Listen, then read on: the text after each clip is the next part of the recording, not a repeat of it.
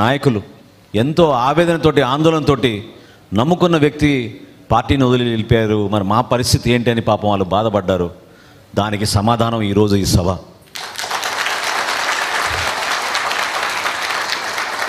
నేను ఆ రోజు చెప్పాను, ఆ రోజు ఎవరైతే బాధపడ్డారో వాళ్ళందరినీ ఓదార్చి చెప్పాను. పార్టీలో వ్యక్తులు ముఖ్యం, కానీ వ్యక్తుల వల్లనే పార్టీ ముందుకెళ్తుంది, వ్యవస్థని ఆ విధంగా నిలబెడుతుంది అనుకుంటే మాత్రం అది పొరపాటు. మనం ఎంత గౌరవంగా ఉండి ఎంత కష్టపడి నిజాయితీగా నిలబడతామో ఆ వ్యవస్థే మనకి ఆ అండేస్తుంది, ఆ నీడేస్తుంది. అంతేగాని వ్యక్తిగత స్వార్థాల కోసమో కారణాల కోసమో కేవలం దూషించే ఒక ప్రణాళిక సిద్ధం చేసుకుని ముందుకెళ్తే నష్టం జరిగేది చివరికి అంతిమంగా వాళ్ళకే. ఎందుకంటే నిజాయితీగా ఎంతమంది పార్టీ కోసం కష్టపడి నిలబడ్డారో మీరు చూశారు. ఈరోజు ఇక్కడ ఉన్న ప్రతి ఒక్కరి నాయకులు నాకు తెలుసు, ప్రతి ఒక్కరి నాయకులు నేను 3 సంవత్సరాలు నేను చూస్తున్నాను. ఏ విధంగా పార్టీ కార్యక్రమం అంటే వాళ్ళు సొంత నిధులు ఖర్చు పెట్టి పార్టీ కోసం కృషి చేసిన వ్యక్తులు ఎంతమంది నిలబడ్డారో మీ అందరికీ తెలుసు. ధైర్యంగా నిలబడ్డారు. వాస్తవంగా 5 సంవత్సరాలు మనం మూర్ఖమైన ప్రభుత్వం పైన మనం పోరాటం చేయగలిగామంటే జనసేన పార్టీ వల్లనే, జనసేన పార్టీ క్రియాశీలక సభ్యుల వల్లనే, మన జన సైనికులు వీర మహిళల వల్లనే. ఎలా మర్చిపోతారు ఆ రోజు మనం చేసిన పోరాటాలు? ఎన్ని కేసులు పెట్టారు, ఎన్నిసార్లు హౌస్ అరెస్టులు చేశారు.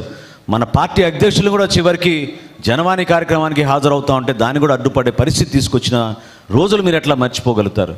కాబట్టి మన పార్టీలో మనకున్నది గొప్ప విషయం ఏంటంటే మనం ఎవరికి అన్యాయం చేయం, నిజాయితీగా నిలబడతాం, కష్టపడి పోరాడతాం. మనం అంతిమంగా మన నాయకుడి ఆశయ సాధన కోసం ప్రజల్లోకి వెళ్ళే మనస్తత్వంతో మనం నిలబడతాం తప్ప వ్యక్తిగత కారణాల కోసమో స్వార్థాల కోసమో కాదు. అందులో భాగంగా నేను మీకు ఇది చెప్తున్నాను. చిన్న చిన్న సందర్భాల్లో మనం ఒక్కోసారి ఎందుకు ఇట్లా మాట్లాడారు, ఎందుకు మనం ఇట్లా గాయపరిచారని మనం అనుకోవచ్చు. కానీ దానివల్ల కూడా మేలు జరుగుతుంది. ఎవరైతే మన గురించి అట్లా మాట్లాడారో దాన్ని ఒక ఛాలెంజ్గా తీసుకుని మనం కష్టపడి మన పార్టీకి అంకిత భావంతో పనిచేద్దాం మనం. ఎందుకంటే ఇప్పుడే మీకు రాజేష్ చెప్పాడు, గతంలో జరిగిన సభ్యత్వం కన్నా ఎక్కువ చేయాలి. మనం 10,000 సాధించాలి మనం ఈ నియోజకవర్గంలో సభ్యత్వం. దానికోసం మీరందరూ కూడా అంకిత భావంతో నిలబడండి. ఎందుకంటే జనసేన పార్టీకి ఈరోజు ప్రజల్లో ఉన్న విలువ దేనికోసం ఎక్కువగా ఉందంటే పవన్ కళ్యాణ్ గారి వ్యక్తిత్వం. ఆయన కష్టపడి చేసిన ఈ ప్రస్థానం, ఏ విధంగా పార్టీ బలోపేతం కోసం ఆయన నిలబడి ఆయన సొంత నిధులతోటి పార్టీని కూడా నడిపించుకుంటూ ముందు తీసుకొచ్చారు మీ అందరికీ తెలుసు. ఈ 6-7 సంవత్సరాల నుంచి మనం చేసిన పోరాటాలు అనేక సందర్భాల్లో ప్రజల్ని కదిలించినాయి. చాలామంది వాళ్ళ అభిప్రాయాన్ని కూడా బయట చెప్పుకోలేని పరిస్థితి. కానీ ఎంతమంది నష్టపోయారో మీకు తెలుసు. విజయవాడలో మన బెంజ్ సర్కిల్లో భవన నిర్మాణ కార్మికులు ఏ విధంగా 5 రోజులు మన డొక్కా సీతమ్మ గారి స్ఫూర్తితోటి మనం ఆ రోజు మనం ఆహార శిబిరాలు ఏర్పాటు చేస్తే నియోజకవర్గాల వారిగా ఎంతమంది వచ్చి మనందరినీ కూడా కలిసి ఆశీర్వదించారో మీకు తెలుసు. అదే రోజున భవన నిర్మాణ కార్మికులు మాకు ఆరోగ్య సమస్యలు ఉన్నాయంటే ఆ రోజున కూడా మనం నిర్ణయం తీసుకుని శని ఆదివారాల్లో మనం వాళ్ళకి మెడికల్ క్యాంప్ కూడా ఏర్పాటు చేసి వాళ్ళందరినీ కూడా ఆదుకోగలిగాం. ఆ విధంగా మనకి స్పందించే మనస్తత్వం ఉంది మన పార్టీలో. ఒక్క పవన్ కళ్యాణ్ గారి పిలుపుతోటి ఎక్కడెక్కడి నుంచో ఇతర దేశాల నుంచో కూడా ఎంతోమంది వ్యక్తులు వచ్చి పార్టీ కోసం కష్టపడదాం, నిలబడదాం అనే ఒక స్ఫూర్తిని ప్రతి చోట కూడా మనకు కనపడుతూ ఉంటుంది. ఈరోజు మన ప్రభుత్వంలోకి వచ్చాం. కూటమి ప్రభుత్వంలో మనం ఒక భాగస్వాములుగా గర్వంగా రాష్ట్రానికి ఉప ముఖ్యమంత్రి మన పవన్ కళ్యాణ్ గారు మన పార్టీ అధ్యక్షులుగా నిలబడినందుకు మనందరం కూడా ఒక మంచి నాయకత్వం కలిసి పనిచేయాలి. ఏ విధంగా మన కూటమిలో మన వంతు మనం సహాయం అందించగలుగుతాం, మన వంతు మనం ప్రభుత్వాన్ని బలోపేతం చేయడానికి కోసం ఏ విధంగా పాల్గొంటాం అనే దానిపైన కూడా మీ దృష్టి సారించాలి. నేను మొన్న కేంద్ర కార్యాలయంలో జరిగిన సందర్భంలో నేను మీకు ఇదే పిలుపునిచ్చా.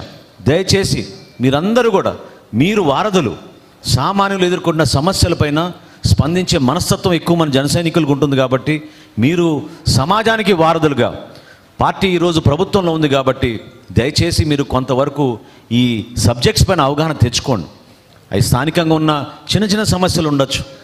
ఏదో మనం కమిషనర్కి ఫోన్ చేస్తే పని అయిపోతుంది అనుకుంటే ఒక సందర్భంలో అవ్వకపోవచ్చు.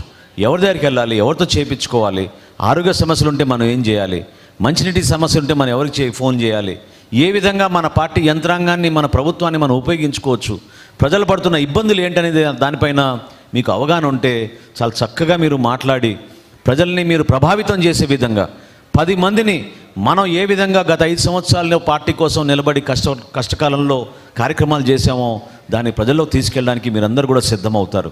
ఒక్కసారి మీరు ఊహించండి, ఆలోచించండి.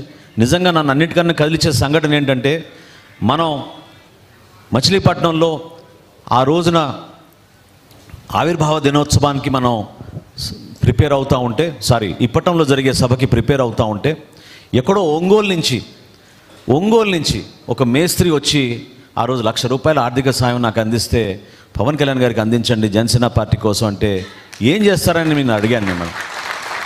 అంటే ఇట్లా చిన్న మేస్త్రి పని చేసుకుంటూ ఉంటాను, నా దగ్గర 10 మంది పని చేస్తారని చెప్పారు. అది అయినాక తన కుటుంబ సభ్యులతో ఫోటో తీసుకుంటానని అడిగితే, ఆ కుటుంబాలని చూసి, నేను వాళ్ళిద్దరు బిడ్డల్ని చూసి, ఆ డబ్బు ఆయనకి రిటర్న్ చేసి, దయచేసి ఆ బిడ్డల్ని చదివించుకోవడానికి ఉపయోగించుకోండి, నేను చెప్తాను పవన్ కళ్యాణ్ గారి మీ గురించి అంటే, ఆయన అన్న మాట మనందరికీ స్ఫూర్తిదాయకం. ఈ విధంగానే పార్టీ కోసం ఎంతమంది కష్టపడి పనిచేశారో మీరు గుర్తు తెచ్చుకోవాలి. ఆయన అన్న మాట ఏంటంటే, పార్టీ నా బిడ్డలతో సమానం సార్, అందుకోసం నేను ఈ డబ్బు ఇస్తున్నాను అని చెప్పాడు. ఒక చిన్న కుటుంబం, అంత స్మాల్ బ్యాక్గ్రౌండ్ నుంచి కష్టపడి వచ్చిన వ్యక్తి ఆ రోజున ఇప్పటం సభ 3 సంవత్సరాల క్రితం మనం నిర్వహించినప్పుడు, ఆ సభ విజయవంతం జరగాలని ఒంగోలు నుంచి ప్రయాణం చేసి వచ్చి కుటుంబంతో మన పార్టీకి సహాయంగా నిలబడ్డాడంటే, మనందరం కూడా ఎంత స్ఫూర్తిదాయకం దాన్ని తీసుకోవాలో మీరు ఆలోచించండి. అదేవిధంగా అమలాపురంలో ఒక ట్యాక్సీ డ్రైవర్ పాపం పగలంతా ట్యాక్సీ నడుపుకొని